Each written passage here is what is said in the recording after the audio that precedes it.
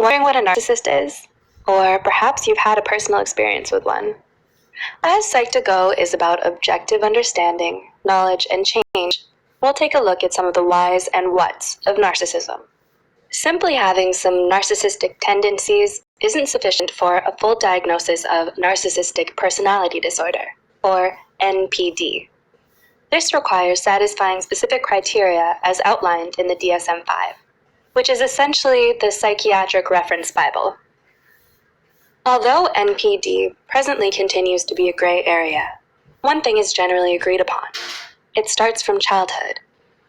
Initial development was likely normal, but through a pattern of abuses, probably from parents, they end up hating and rejecting themselves to the point where they have no sense of self, and create a mask to substitute. Reinforcement of the mask involves lying, denying, and manipulation. Seeing others as extensions of themselves rather than individuals with their own agency, able to contradict them. Let's look a little closer at this. Here are 6 narcissistic behaviors and the motives behind them. 1. Their need for attention. Many of us like being up on the stage occasionally, telling an exciting story or relating an experience, and we like that earnest attention from a captive audience. However, most of us won't shrivel up and wither away without that attention. Narcissists are different. If they don't get the attention they're trying for, their constant inner dialogue of no one's listening, no one cares, nothing you say matters, it grows and overwhelms them. This perceived rejection hijacks their logic. It's so terrible for them that they will conjure up outrageous lies or stories to get the drug they need: attention. Just like drugs, the high is short, and they'll need another fix, starting the cycle all over again. 2. Their habit of lying. Similar to their need for attention, narcissists are infamous liars. They lie about their feelings for you, they lie about their past relationships, careers, and personal wealth. Actually, they lie about virtually anything. In fact, they also lie about their childhood and upbringing, increasing the difficulty for psychologists to understand the roots of their problems. Due to their self-loathing, narcissists pretend to be someone else. They believe that if others buy the act, they, the narcissist, have succeeded in escaping from their true selves. Their view is, being honest doesn't get me what I want, but lying does. 3. Their need to manipulate others. Manipulation is commonly used by sociopaths, psychopaths, and narcissists to get what they want. Those first 3 do it due to lack of conscience. Narcissists, though, do it mostly to win an imagined battle. Narcissists are constantly on edge, having loads of anxiety and fearing everyone who is not themselves. This is all thanks to their ingrained negative self-talk.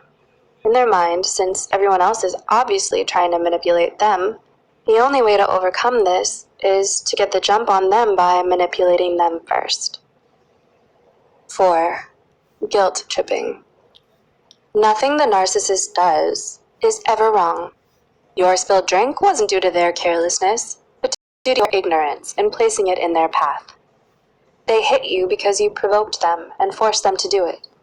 This is what narcissists want to believe, anyway. It's natural to dislike being wrong, but it happens. When we are, we usually acknowledge, learn, apologize, and move on.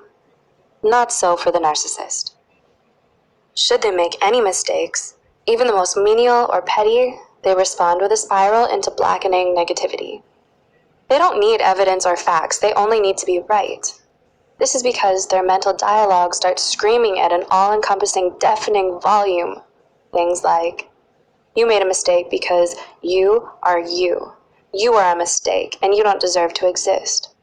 They believe the only way to silence the voice is to play pretend, bending and twisting reality to one wherein nothing is their fault, only yours, or anyone else. 5. Their need to argue. Narcissists feel the compulsion to, at some point, argue with people around them, especially those they're closest to. Causing drama and creating problems is one of the few things that remotely makes them feel alive. They believe attacks from others are inevitable, So to put themselves at ease, they employ their strike first before others can get me strategy. Further, they derive reassurance that they're not worthless holograms from other people's reactions to their guilt trips, insults, and arguments. The logic is, they react because I matter to them, thus I matter in general. Did they tell you that your shirt is ugly? Well, their goal wasn't to give an opinion. It was to obtain the upset response. It's like a reward. So, further responding or arguing actually increases provocation from the narcissist. It's not about you. It's about getting that reward. And 6. Their need for narcissistic supply. All of the points listed in this video so far are ultimately to feed this one, narcissistic supply. It refers to the person whose presence in the narcissistic's life is necessary for narcissistic survival. Non-narcissistics generally accept both the positive and negative aspects of themselves. Negative stress is dealt with via various means, maybe exercising, talking with friends, or other such activities.